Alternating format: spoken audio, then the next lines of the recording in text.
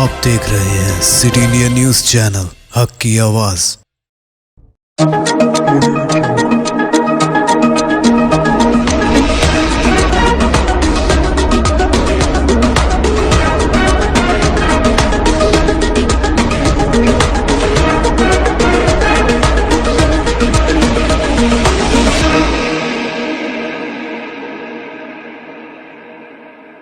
अस्सलामुअलैकुम, मैं हूं शखबर। सिटी इंडिया न्यूज में आप तमाम का इस्तकबाल है। आइए देखते हैं कौमी खबरें।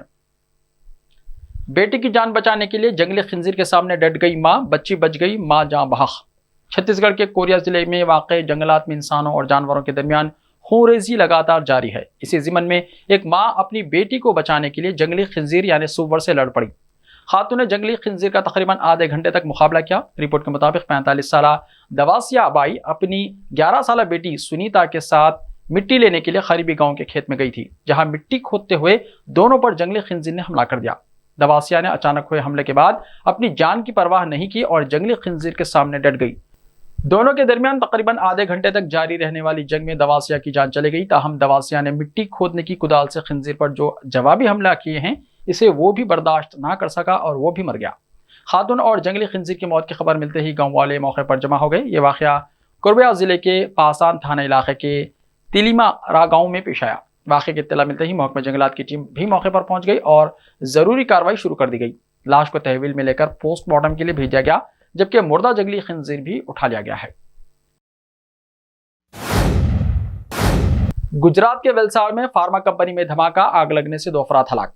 गुजरात के वलसाड़ जिले में पीर की रात एक फार्मा कंपनी में जबरदस्त आग लगने वाले अचानक धमाके में 2 अफराद हलाक और 2 जख्मी हो गए। हुक्काम ने बताया कि वलसाड़ जिले के श्रीगाम GIDC केमिकल जोन में वेन पेट्रोकेम फार्मा कंपनी में अचानक धमाका हुआ। रात 11 बजे के करीब श्री GIDC गांव में एक कंपनी में होने वाले धमाके में 2 की मौत और 2 जख्मी हो गए। धमाके की वजह मालूम नहीं हो सकी। एहसान जाफरी की 21वीं बरसी पर ज़किया जाफरी ने गुजरात फसादात के दर्दनाक वाक़े को याद किया। गुजरात फसादात 2002 को 21 साल गुजर गए हैं। 27 फरवरी 2002 को गोधरा ट्रेन साने के बाद 28 फरवरी 2002 को बड़े पैमाने पर गुजरात में फिरकावाराना फसादात हुए। इस दौरान ज़किया जाफरी के शौहर एहसान जाफरी, जो कांग्रेस के रुकन पार्लियामेंट थे, उनका अहमदाबाद के गुलबर्ग सोसाइटी में कत्ल कर दिया गया था। उनकी 21 साल बरसी के मौके पर 80 साल ज़किया जाफरी सूरत से गुलबर्ग सोसाइटी तशरीफ लाई और अपने बंगले का दीदार किया, जो गुलबर्ग सोसाइटी में वीरान और खंडरात में तब्दील हो चुका है।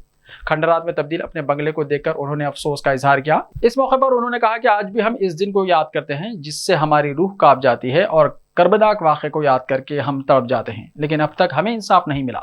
उन्होंने कहा कि हम गुलबर्ग सोसाइटी में खुशहाल जिंदगी गुजार रहे थे, लेकिन 28 फरवरी 2002 को हुजूम ने हमारे घर पर हमला किया। उस वक्त आसपास के सभी लोग हमारे बंगले पर आ गए थे।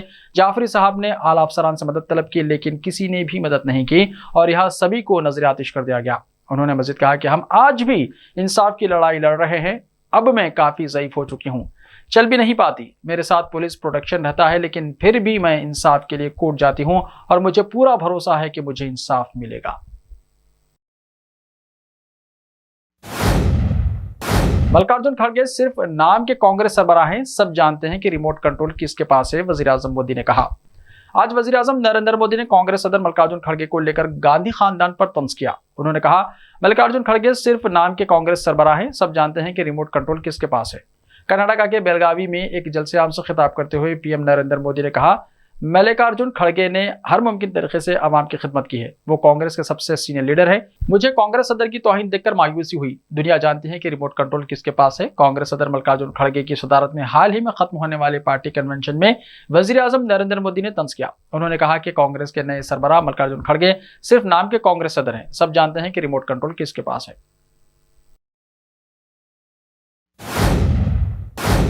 BSF के 2 जवानों को नाबालिग की इज्तिमाई इस्मतदरी मामले में उम्र कैद की सजा। रियासत मगरबी बंगाल के दारुल हुकूमत कोलकाता में हावड़ा की एक अदालत ने नाबालिग की इज्तिमाई इस्मतदरी के मामले में एक फौजी अफसर और BSF के 2 जवानों को सजा सुनाई है। यह वाक़या 8 साल पहले का है। सिक्योरिटी फोर्सेस के 3 मुल्जिमान को पॉक्सको एक्ट के तहत कसूरवार पाया गया।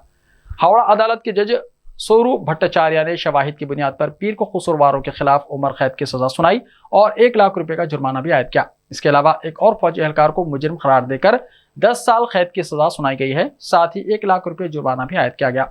इन दोनों मुकदमात में जुर्माना अदा न करने पर जज ने बितरतीब 2 और 1 साल कैद बामशक्कत का हुक्म दिया है।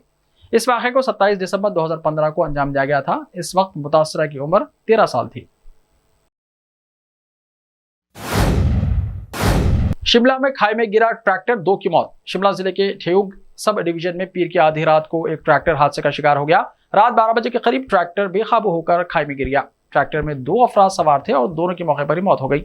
हादसा ठेउग के क्याराला नामी मुकाम पर पेश आया। मुकामी लोगों की तरफ से इत्तला मिलने पर ठेउग पुलिस की टीम मौके पर पहुंची और राहत और बचाव के कामों में लग गई। काफी कोशिश के बाद दोनों लाशें खाई से निकाली गई। ठेउग के deputy superintendent of police Siddharth Sharma ने मंगल की सुबह बताया कि दोनों मरने वाले नेपाली नजात हैं और उनकी शनाख्त की जा रही है। उन्होंने कहा कि ठेउग पुलिस स्टेशन में IPC की दफा 279 और 304A के तहत FIR दर्ज करके हादसे की वजह की जांच की जा रही है।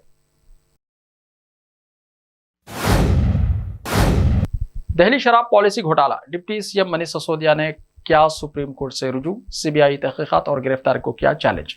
शराब पॉलिसी में मुबैना घपले के सिलसिले में CBI रिमांड पर भेजे गए दिल्ली के नायब वज़ीर आला मनीष सिसोदिया ने सुप्रीम कोर्ट से रुजू किया है।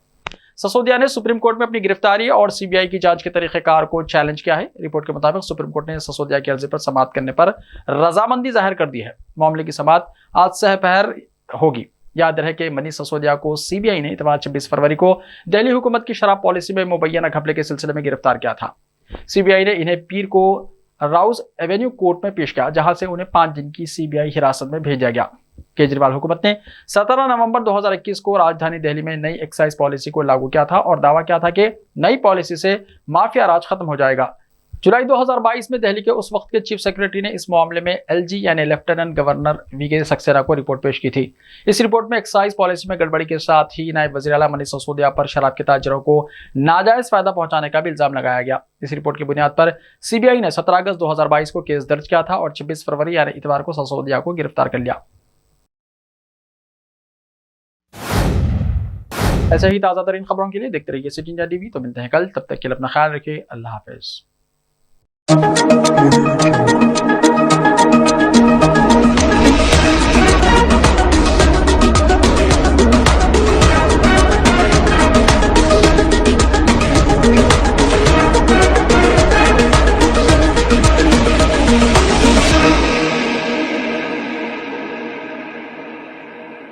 सिर्फ ख्वाबों से नहीं, घर बनते हैं इरादों से।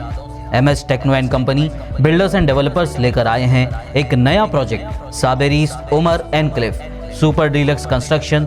शाहों के शहर हैदराबाद में चार मीनार के दामन में सिर्फ 1 किलोमीटर के फासले पर आजमपुरा फरहत नगर इलाके में। Booking start.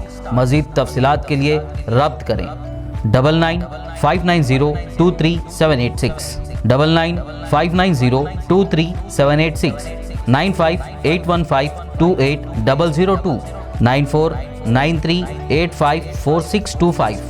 Are you looking to build your dream project, but construction costs and time are a big hurdle standing in your way? If yes, then you are at the right place, because Cosmolite AAC lightweight block is a game changer in the construction industry. Our innovative technologies and highly experienced team can help your dreams come true.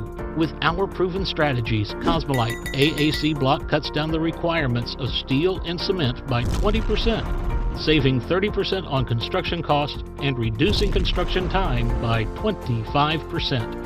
Major builders and contractors have already switched over to Cosmolite AAC blocks because of the structure saving.